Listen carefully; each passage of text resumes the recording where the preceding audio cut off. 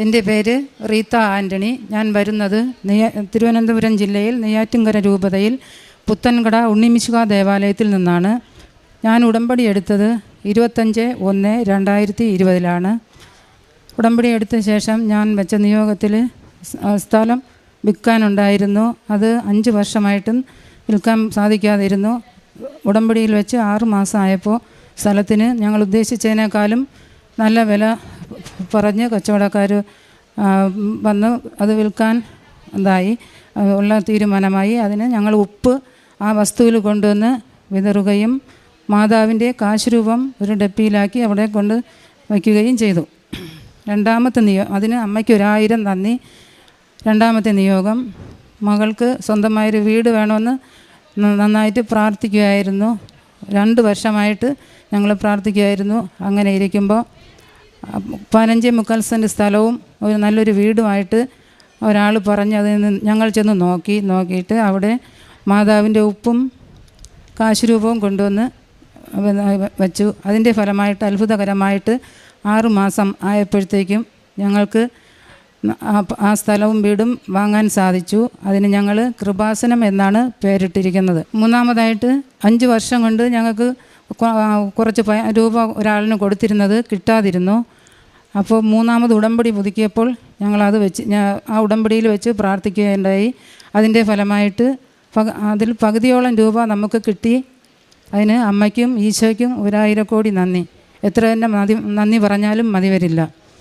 അങ്ങനെ മാതാവിനെ ഞാൻ അറിയാനുണ്ടായ സാഹചര്യം, എനിക്ക് ജോലിയുണ്ട്, പാറശാല താലൂക്ക് ഹോസ്പിറ്റലാണ്. അപ്പോൾ അവിടെ ഒരു കെട്ട് പത്രം ഇരുന്നു. അതിനെ ഞാൻ ഒന്നെടുത്ത് വായിച്ചപ്പോഴത്തേക്ക് എനിക്ക് എൻ്റെ ഹൃദയസ്പർശിയായിട്ട് എനിക്ക് ഓരോ വചനങ്ങളും സാക്ഷ്യങ്ങളും എനിക്ക് അനുഭവം ഉണ്ടായി. അങ്ങനെ ഞാൻ ആ പത്രങ്ങളെല്ലാം എടുത്ത് എല്ലാവർക്കും സ്റ്റാഫൊക്കെ കൊടുത്ത് ഞങ്ങൾ അവിടെ മുതൽ വരാൻ തുടങ്ങിയതാണ്. ആദ്യം 19 സീറ്റുള്ള വണ്ടിയിലാണ് ഞങ്ങൾ വന്നുകൊണ്ടിരുന്നത്.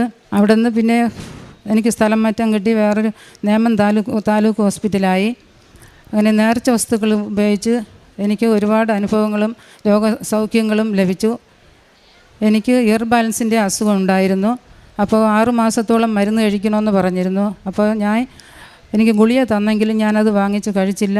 അതിന് പകരം മാതാവിൻ്റെ ഉടമ്പടി തൈലം തലയിൽ പുരട്ടി അത്ഭുതകരമായിട്ട് 2-3 ദിവസം ഞാൻ പുരട്ടിയിട്ടുള്ളൂ. എനിക്കത് പൂർണ്ണമായിട്ട് മാറി. ഇതുവരെ അങ്ങനെ ഒരു കുഴപ്പമില്ല. പിന്നെ എൻ്റെ മകൻ്റെ ശരീരത്തിൽ പൊള്ളൽ പോലെ ശരീരത്തിൽ മുഴുവനുണ്ടായിരുന്നു. അപ്പോൾ 6 മാസത്തിലധികം മരുന്ന് കഴിക്കണമെന്ന് അവനോട് ഡോക്ടർ പറഞ്ഞു.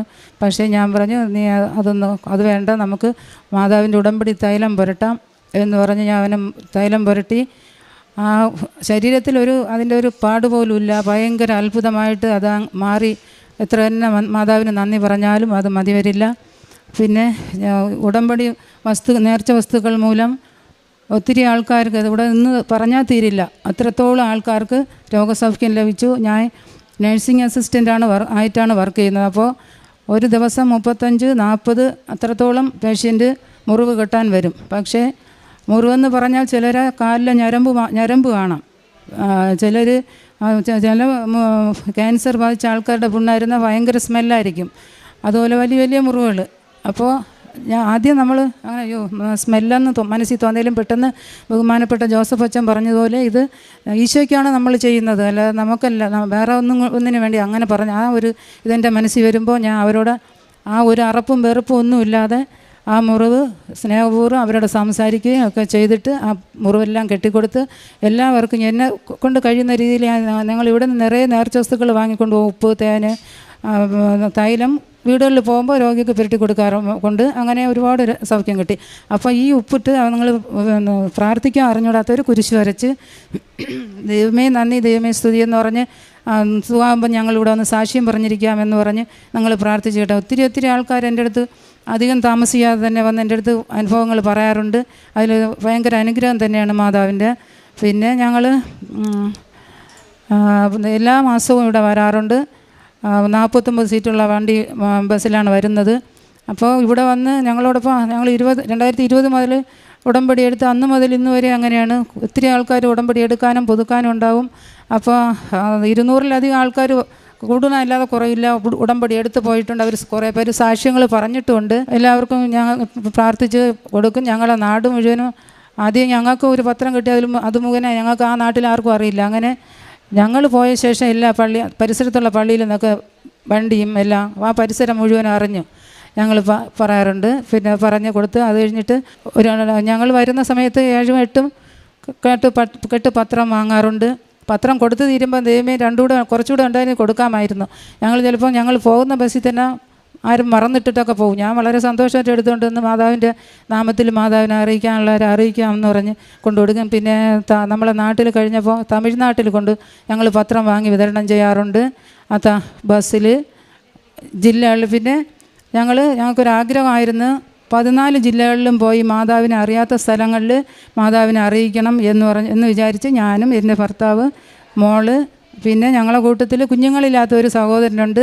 അവനും അവൻ വരണം എന്ന് പറഞ്ഞപ്പോൾ നിൻ്റെ നിയോഗം സമർപ്പിച്ച് നമുക്ക് പോകാമെന്ന് പറഞ്ഞ് അവനും നല്ല മനസ്സോടുകൂടെ വന്ന് ഞങ്ങൾ ഈ പത്രങ്ങൾക്ക് മാതാവ് ഞങ്ങൾക്ക് തന്ന അനുഗ്രഹങ്ങൾക്ക് നന്ദി പറയാനാണ് ഞങ്ങളിവിടെ വന്നിരിക്കുന്നത്.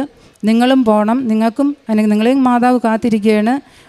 പോയി ഉടമ്പടി എടുക്കണം. പിന്നെ ഞങ്ങൾ ആർക്കെല്ലാം പത്രം കൊടുക്കണോ, എവിടെ ആയിരുന്നാലും മാതാവിൻ്റെ നാമം പറയാത്തൊരു സമയമില്ല. അപ്പോൾ ഈ ഫാദർ VP ജോസഫ് കൃപാസനെന്ന് ഫോണിൽ സബ്സ്ക്രൈബ് ചെയ്യിപ്പിക്കും. ചിലപ്പോഴൊക്കെ ഞാൻ മിക്കവാറും ഒക്കെ അങ്ങനെ ചെയ്യിപ്പിച്ച് സാക്ഷ്യങ്ങളൊക്കെ അറിയാത്തവർക്ക് ഞാൻ ഇട്ട് കൊടുക്കും. അങ്ങനെ പിന്നെ ഞങ്ങൾ 13 ജില്ലകളിൽ കൊടുത്തു. ഇനി വയനാട് ജില്ലയിൽ കൂടെ കൊടുക്കാനുണ്ട്. ആലപ്പുഴ ജില്ലയിൽ വന്നപ്പം എല്ലാവരും വളരെ സന്തോഷത്തോടുകൂടെ വാങ്ങിച്ചിട്ട് ചിലർ പറഞ്ഞ് ഞങ്ങൾ കൃപാസനത്തിൽ പോവുകയാണ്. അപ്പോൾ ഞങ്ങൾ പറയും വേണ്ട, സന്തോഷമായിട്ട് ഞങ്ങൾ അപ്പോൾ അവർക്ക് കൊടുക്കില്ല, അവർ പോകും. പിന്നെ അങ്ങനെ ഒരു വീട്ടിൽ പോയി പത്രം കൊടുത്തപ്പോൾ ഒരു സഹോദരൻ പറഞ്ഞ് ആലപ്പുഴ ജില്ലയിൽ ഞാൻ ഇവിടെ ശുശ്രൂഷ ചെയ്യാൻ നിന്നിട്ടുണ്ട്. പിന്നെ മാതാവ് ഭയങ്കര അനുഗ്രഹമാണ് അവിടെ. ഞാൻ തിരുവനന്തപുരം ജില്ലയിൽ നിന്നാണ് വരുന്നത്. 14 ജില്ലയിൽ കൊടുക്കണമെന്ന് ആഗ്രഹത്തോട് വന്ന് ഞങ്ങൾക്കിനി ഒരു ജില്ലയിൽ കൂടെ കൊടുക്കാം. അപ്പോൾ അയാൾ പറഞ്ഞ് ഭയങ്കര സംഭവം തന്നെ, ഇനി ഒരു ജില്ലയിലും കൂടെ കൊടുക്കണം. ആത്മീയ ജീവിതത്തിൽ ഏറ്റവും വലിയ അനുഗ്രഹം എന്ന് പറയുന്നത് ആത്മീയമായിട്ട് ഒരുപാട് വളരാൻ സാധിച്ചു. അതാണ് എൻ്റെ ജീവിതത്തിലെ ഏറ്റവും വലിയ അത്ഭുതം. ഉടമ്പടി എടുത്തത് മുതൽ, അതിനു മുമ്പേ കുടുംബ പ്രാർത്ഥന അങ്ങനെയൊന്നുമില്ല. നമ്മൾ ജപമാല പറയാതിരുന്നാലും പലവിധ ചിന്തകളായിട്ടിരിക്കും അങ്ങനെയൊക്കെ. ഇതിന് ശേഷം ഏത് നിമിഷവും മാതാവിനെക്കുറിച്ച് ആലോചിക്കുകയും പ്രാർത്ഥനയും സാക്ഷ്യങ്ങൾ എപ്പോൾ ഏത് പാതിരായ്ക്കൊരു സാക്ഷ്യം കേട്ടാൽ തന്നെയും ഞാൻ ഉടനെ തന്നെ ഗ്രൂപ്പുകളിലും എല്ലാവർക്കും സാക്ഷ്യം അയച്ചു കൊടുക്കും. സാക്ഷ്യം ഇട്ട് കൊടുത്ത് ഗ്രൂപ്പുകളിൽ നിന്ന് തന്നെ ഈ സാക്ഷ്യം കണ്ടിട്ട് ഞങ്ങളെ കൂടെ വരുന്നവരുണ്ട്, ഇത് അറിഞ്ഞിട്ട് വരുന്നവരുണ്ട്. അങ്ങനെ പിന്നെ പൊതിച്ചോറ് കൊടുക്കും. താൽമീയമായിട്ട് മാറ്റുന്നതിന് പൈസ ഇല്ലാത്തവർക്ക് പൈസ, അങ്ങനെയൊക്കെ നമ്മളെ കൊണ്ട് കഴിയുന്ന വിധത്തിൽ എല്ലാ അനുഗ്രഹങ്ങളും എല്ലാ കാര്യങ്ങളും ചെയ്യുന്നുണ്ട്. ഇനിയും ജീവിതകാലം മുഴുവനും ഉടമ്പടിയിൽ തന്നെ ജീവിക്കാനാണ് എൻ്റെ ആഗ്രഹം. മേരി എന്ന അമ്മച്ചിക്ക് ഞങ്ങൾ ഇതുപോലെ അവരെ വീട്ടിൽ പ്രാർത്ഥിക്കാൻ അവർ വിളിച്ച് അങ്ങനെ പോയപ്പോഴത്തേക്ക് നേർച്ച വസ്തുക്കൾ, തേന്, ഉപ്പ്, ഉടമ്പടി തൈലം, ഇതൊക്കെ അമ്മച്ചിക്ക് ഇവിടെ ഈ ഭാഗത്ത് ഒരു കൊച്ചങ്ങ വലുപ്പത്തിൽ ഒരു മുഴയുണ്ടായിരുന്നു. ക്യാൻസറിൻ്റെ 3ാമത്തെ സ്റ്റേജാണെന്ന് പറഞ്ഞ്. ദൈവനാമത്തിന് മഹത്വം ഉണ്ടാകട്ടെ. എൻ്റെ അമ്മയെ RCC ആശുപത്രിയിൽ ട്രീറ്റ്മെൻറ്റിന് വേണ്ടി കൊണ്ടുവരുന്നു. 6 മാസത്തിലൊരിക്കലാണ് ചെക്കപ്പായിരുന്നത്. തൈറോയിഡിൻ്റെ വന്നിട്ട് മുഴയാണ് ലാസ്റ്റ്. തൈറോയിഡിൻ്റെ തേർഡ് സ്റ്റേജ്. അപ്പോൾ ക്യാൻസറിൻ്റെ മുഴ വന്നു. അങ്ങനെ ട്രീറ്റ്മെൻറ്റായിരിക്കവേ ഒരു മുഴ പ്രത്യക്ഷപ്പെട്ട് അത് ഡോക്ടർ കണ്ടിട്ട് ഡോക്ടറെ കാണിക്കാൻ പറഞ്ഞ് സർജറി ഡോക്ടറെ കണ്ടിട്ട് ഡോക്ടർ പറഞ്ഞ് ഇത് ഇവിടെ ഓപ്പറേഷൻ ചെയ്യാൻ പറ്റില്ല, പ്രൈവറ്റായിട്ട് ചങ്ങനാശ്ശേരി, തൃശ്ശൂർ എന്നീ മെഡിക്കൽ കോളേജ് പരിചയപ്പെടുത്തി തന്നു. അങ്ങനെ ഞങ്ങളവിടെ കൊണ്ടുപോയി ട്രീറ്റ്മെൻറ്റ് ചെയ്യണമെന്ന് പറഞ്ഞു. അപ്പോൾ ഞങ്ങൾക്ക് ആൺമക്കളില്ല, ഞങ്ങൾ 3 പെൺമക്കളാണ്. അങ്ങനെ വിഷമത്തിലായിരിക്കവേ ഒരു ദിവസം കൊറോണയ്ക്ക് ശേഷം, അതായത് 2-3 വർഷം കഴിഞ്ഞ് കൊറോണയ്ക്ക് ശേഷമാണ് ഞങ്ങൾക്ക് സാക്ഷിപത്രം ലഭിക്കുകയും ശശി എന്ന സഹോദരനും ഭാര്യ റീത്ത ഈ ദമ്പതികൾ ഞങ്ങൾക്ക് സാക്ഷിപത്രം ഞങ്ങളെ കടയിൽ കൊണ്ടുവരികയും അത് മുഖാന്തരം അവർ ഈ സഭയിലുള്ള എല്ലാ ശുശ്രൂഷകളെ കുറിച്ച് പറയുകയും അനേക മക്കൾക്ക് രോഗസൗഖ്യം ലഭിച്ചതായിട്ട് പറയുകയും ചെയ്തു. അത് മുഖാന്തരം എനിക്കും ഒരു വിശ്വാസം ലഭിച്ചു. അതുവരെ എനിക്ക് ഭയങ്കര വിഷമത്തിലായിരുന്നു. അമ്മയ്ക്ക് ഓപ്പറേഷൻ ചെയ്യാൻ പറ്റാത്തതായിട്ടുള്ള വിഷമവും, പിന്നെ എന്നാലും അടുത്തുള്ള ഹോസ്പിറ്റലിൽ കൊണ്ടുപോയി ട്രീറ്റ്മെൻറ്റ് ചെയ്യുമായിരുന്നു. അങ്ങനെയെങ്കിലും മാറട്ടെ എന്നുള്ള ചിന്തയായിരുന്നു. പക്ഷേ അവർ പറഞ്ഞു ഇല്ല, നിങ്ങളെ ചികിത്സിച്ച ഹോസ്പിറ്റലിൽ തന്നെ കൊണ്ടുപോവുകയും 2-3 ആശുപത്രിയിൽ അങ്ങനെ ഒഴിഞ്ഞൊഴിഞ്ഞ് ഞങ്ങളെ വിട്ടു. അങ്ങനെ ഇരിക്കവെയാണ് ഞങ്ങൾക്ക് പത്രം ലഭിക്കുകയും ഈ ശശി എന്ന സഹോദരനും അവരുടെ ഭാര്യ റീത്തയുമായിട്ട് സംസാരിച്ച് എൻ്റെ അമ്മയുടെ അസുഖത്തിൻ്റെ കാര്യങ്ങളെല്ലാം പറഞ്ഞ് അറിയിച്ചപ്പോൾ അവർ പറഞ്ഞ് എൻ്റെ ഭാര്യയെ കൊണ്ടുവന്ന് ഉടമ്പടി തൈലം ഇട്ട് കൊടുക്കാം അമ്മയ്ക്ക്, അത് മുഖാന്തരം ഒരുപാട് പേർക്ക് സുഖമാകുന്നുണ്ട്, പ്രാർത്ഥിക്കുകയും ചെയ്യാമെന്ന് പറഞ്ഞു. അങ്ങനെ 4 ദിവസം വന്ന് ഞങ്ങളെ ഭവനത്തിലൊന്ന് അമ്മയെ ഇത് ഉടമ്പടി തൈലം തൊട്ട് പ്രാർത്ഥിച്ച് അപ്പോഴെന്നെ അമ്മയ്ക്ക് എന്തോ ഒരു അനുഭവം പോലെ തോന്നി. കല്ല് പോലെ ഇരുന്ന ആ അവസ്ഥ എന്തോ പോലെ ഒരു അനുഭവം, അലിയുന്നത് പോലെ ഉള്ള ഒരനുഭവം തോന്നി.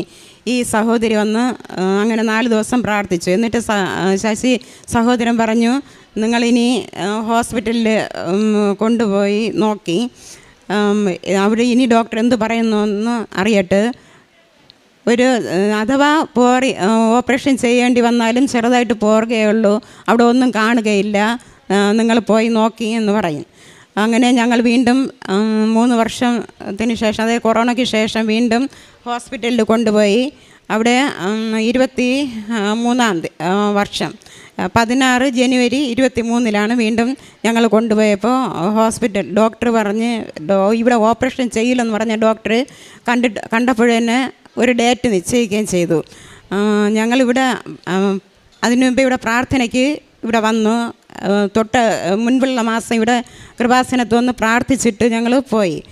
ശശി സഹോദരൻ പറഞ്ഞ് നിങ്ങളിവിടെ ആലയത്തിലോട്ട് വരി, എന്നിട്ടിന് ഹോസ്പിറ്റലിൽ പോയി എന്ന് പറഞ്ഞു. അങ്ങനെ ഞങ്ങൾ ഇവിടെ വന്നതിന് ശേഷം ഹോസ്പിറ്റലിൽ പോയപ്പോൾ അവർ പറഞ്ഞ് തൊട്ടടുത്ത മാസം, അതായത് ഡിസംബർ മാസം ഞങ്ങളിവിടെ വന്ന് ആ മാസം തന്നെ ഇവിടെ ആലയത്തിൽ വന്നിട്ട് ഹോസ്പിറ്റലിൽ പോയപ്പോൾ അവർ പറഞ്ഞു ജനുവരി മാസത്ത് ഓപ്പറേഷൻ നിങ്ങൾക്ക് ഉണ്ടായിരിക്കുമെന്ന് പറഞ്ഞു അമ്മയ്ക്ക്.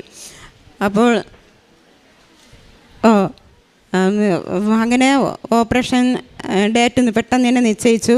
എന്നിട്ട് 3 ദിവസം കിടക്കവേ അവർ ശ്രീചിത്രയിലോട്ട് വിട്ട് അവിടുത്തെ ഡോക്ടറെ കാണിക്കാൻ പറഞ്ഞ്. പക്ഷേ ശ്രീചിത്രയിൽ പറഞ്ഞ് നിങ്ങളെ കാണിച്ച ഡോക്ടറെ തന്നെ കാണിക്കാം, അവിടെ തന്നെ ഓപ്പറേഷൻ ചെയ്താൽ മതി, വേറെ കുഴപ്പമില്ല, അവിടെ കാണിക്കാൻ പറഞ്ഞ്. അങ്ങനെ ഈ ഡോക്ടർ ചെയ്യില്ലെന്ന് പറഞ്ഞ ഡോക്ടർ തന്നെ ഒരു സമ്മതപത്രം തന്ന്, ഇത് ഈ അമ്മയ്ക്ക് സ്ട്രോക്ക് ഉണ്ടാകാൻ സാധ്യതയുണ്ട് 90%. അതുകൊണ്ട് നിങ്ങൾ എന്ത് ചെയ്യുന്നു, നിങ്ങൾക്ക് സമ്മതമാണെങ്കിൽ ഏറ്റവും വേണ്ടപ്പെട്ടവർ ഒന്ന് സൈൻ ചെയ്ത് തരണമെന്ന് പറഞ്ഞ്, എന്നാലേ ഞങ്ങൾ ഓപ്പറേഷൻ ചെയ്യുമല്ലോ എന്ന് പറഞ്ഞ്. അപ്പോൾ എനിക്കെന്തായാലും ഒരു ഫീലിംഗ് ഉണ്ടായി, ഓപ്പറേഷൻ ചെയ്യില്ല എന്ന് പറഞ്ഞ ഡോക്ടർ എന്തുകൊണ്ടാണ് ഈ ഓപ്പറേഷൻ ചെയ്തത്. അപ്പോഴേ എനിക്ക് മനസ്സിലായി, കൃപാസനത്തിൽ വന്ന് ഞങ്ങൾ ഇവിടെ ഉടമ്പടി ചെയ്തതിന് ശേഷമാണ് എൻ്റെ അമ്മയ്ക്ക് ഈ ദൈവം ഒരു അനുഭവം തോന്നിക്കൊടുത്തത്. പക്ഷേ ഓപ്പറേഷൻ സഹോദരൻ പറഞ്ഞതുപോലെ ഓപ്പറേഷൻ ചെയ്താലും നിങ്ങൾക്ക് ഒന്നും കാണൂല എന്ന് പറഞ്ഞു. അതുപോലെ തന്നെ ഓപ്പറേഷൻ ചെയ്ത് അമ്മയ്ക്ക് അവിടെ തന്നെ ആ ഓപ്പറേഷൻ ചെയ്തില്ലെന്ന് പറഞ്ഞ ഡോക്ടർ തന്നെ ഓപ്പറേഷൻ ചെയ്തു, അവിടെ ഒന്നും ഇല്ല, തൈറോയിഡിൻ്റെ അവസ്ഥ മാത്രമേ ഉള്ളൂ, ക്യാൻസറിൻ്റേതായിട്ടുള്ള ഒന്നും കാണുന്നില്ല എന്ന് പറഞ്ഞു. അങ്ങനെ വളരെയധികം പിന്നെ സന്തോഷമായി ഞങ്ങൾക്ക്. അങ്ങനെ ഈ സഹോദരൻ ശശി റീത്ത് എന്നുള്ള ദമ്പതികളാണ് ഞങ്ങളെ ഇവിടെ കൊണ്ടെത്തിച്ചതും. അവരെ അനുഗ്രഹിക്കട്ടെ, കൂടുതലായിട്ട് കുടുംബമായിട്ട് എല്ലാവരും അനുഗ്രഹിക്കട്ടെ എന്നും ഈ അമ്മയ്ക്ക് ദൈവമാതാവിന് കോടാനുകോടി നന്ദി പറഞ്ഞുകൊണ്ട് എൻ്റെ ഈ സാക്ഷ്യത്തിൽ നിന്നും ഞാൻ വിരമിക്കുന്നു. അവൻ്റെ നാമത്തിൽ വിശ്വസിക്കുന്നവർക്കെല്ലാം കൃപയ്ക്കുമേൽ കൃപ. യോഹന്നാൻ്റെ വിശ്വസുവിശേഷം 1:16 തിരുവചനത്തിൽ അരുളി ചെയ്യുന്നത് പോലെ ഇവിടെ ഉടമ്പടി എടുത്തു പോയ ഒരു മകള് റീത്ത ആൻ്റണി എന്ന മകളാണ് ആദ്യം സാക്ഷ്യം പറഞ്ഞത്. ആ മകളുടെ തൻ്റെ അനുഭവ സാക്ഷ്യത്തിൽ താൻ ചെയ്യുന്ന ഓരോ കാര്യങ്ങൾ ഉടമ്പടിയിലൂടെ എങ്ങനെ തനിക്ക് കൂടുതൽ ആത്മീയ ജീവിതത്തിലേക്ക് വളർച്ചയുണ്ടായി എന്നും അതാണ് തൻ്റെ ഏറ്റവും വലിയ അത്ഭുതമെന്ന് പറയുന്നു. മറ്റു കാര്യങ്ങൾ ഓരോന്നും ഇവിടെ പറഞ്ഞു. അതിനേക്കാൾ ഉപരിയായിട്ട് ദൈവത്തോട് തനിക്ക് അടുക്കാൻ സാധിച്ചത്. അതുപോലെ തങ്ങളുടെ സ്ഥലം 5 വർഷമായിട്ട് വിൽപ്പന നടക്കില്ലാതിരുന്ന സ്ഥലം ഉടമ്പടി നേർച്ച വസ്തുക്കൾ ഉപയോഗിച്ച് വിൽക്കുവാനായിട്ടിടയാകുന്നു. ഉടമ്പടി നേർച്ച വസ്തുക്കൾ ഉപയോഗിക്കുക എന്ന് പറഞ്ഞാൽ കർത്താവിൻ്റെ ഉടമസ്ഥതയ്ക്ക് വിട്ടുകൊടുക്കുകയാണ്. ഇനി നമുക്കൊന്നും സാധിക്കില്ല. അടിയറവ് പറയുകയാണ്. ഉടമ്പടി ഉപ്പൊക്കെ ഇട്ട് പ്രാർത്ഥിക്കുമ്പോൾ ദൈവത്തിൻ്റെ ഉടമസ്ഥതയ്ക്ക് നാം ഫലമേൽപ്പിക്കുന്നു. അങ്ങനെ ആ സ്ഥലം വിൽപ്പനയും അതുപോലെ മകൾക്കൊരു ഭവനം, വീണ്ടും തങ്ങൾക്ക് പൈസ കിട്ടാതിരുന്ന 5 വർഷമായിട്ട് ലഭിക്കാതിരുന്ന പൈസ അത് പകുതിയോളം കിട്ടുന്നതിനൊക്കെ ഇടയായി. തൻ്റെ ഇയർ ബാലൻസ് തനിക്ക് പരിപൂർണമായിട്ട് സൗഖ്യം ലഭിച്ചു. തൻ്റെ മകൻ്റെ സൗഖ്യാനുഭവം. ഇവിടെ എത്ര മക്കളെ കൊണ്ടുവരുന്നു, തങ്ങൾ എത്ര ജില്ലയിൽ പോയി പ്രേക്ഷിത പ്രവർത്തനം നടത്തുന്നു. ഇനി ഒരു ജില്ലയും കൂടിയേ അവശേഷിച്ചിട്ടുള്ളൂ. കേരളത്തിന് പുറത്തും തങ്ങൾ കൃപാസന പത്രവും കൊണ്ടുപോകുന്നത്. ഒരു പത്രം എനിക്ക് കിട്ടിയാണ് ഞാൻ ഈ അനുഭവം അറിഞ്ഞത്. അതുകൊണ്ട് ഈ പത്രം കൊടുക്കുന്നത് എനിക്ക് ഏറ്റവും സന്തോഷകരമാണെന്നാണ് റീത്ത എന്ന മകൾ പങ്കുവയ്ക്കുക. കാരുണ്യ പ്രവർത്തനങ്ങൾ, പ്രേക്ഷിത പ്രവർത്തനമൊക്കെ വഴിയായിട്ട് താൻ ദൈവത്തെ മഹത്വപ്പെടുത്തി തൻ്റെ ജീവിതം മുമ്പോട്ട് കൊണ്ടുപോകുമ്പോൾ താൻ മൂലം മറ്റൊരു കുടുംബത്തിലേക്ക് എങ്ങനെയാണ് സൗഖ്യാനുഭവം കടന്നു വന്നത്, അതാണ് മറ്റൊരു മകള് ഗിരിജ എന്ന മകൾ നമ്മോട് പങ്കുവയ്ക്കുന്നത്. തൻ്റെ അമ്മയ്ക്ക് തൈറോയിഡ് ക്യാൻസർ ആയിരുന്നു, 3rd സ്റ്റേജ്. അത് പിന്നീട് ആ മക്കളും ഇവിടെ വന്ന് ഉടമ്പടിയെടുത്ത് ഇന്ന് അമ്മയ്ക്ക് കിട്ടിയ സൗഖ്യാനുഭവമാണ് നാം കേട്ടത്. തൈറോയിഡ് ക്യാൻസർ എന്ന് പറഞ്ഞത്, ഓപ്പറേഷൻ ചെയ്യില്ല എന്ന് പറഞ്ഞത്, 90% സ്ട്രോക്ക് വരാൻ സാധ്യതയുണ്ടെന്ന് പറഞ്ഞത്, ഇതൊന്നും നടന്നില്ല. ഇന്ന് ഈ അമ്മ ഏറ്റവും സൗഖ്യ സ്വീകരിച്ചുകൊണ്ട് ഉടമ്പടി നേർച്ച വസ്തുക്കളിലൂടെ അതുപോലെ ഇവിടെ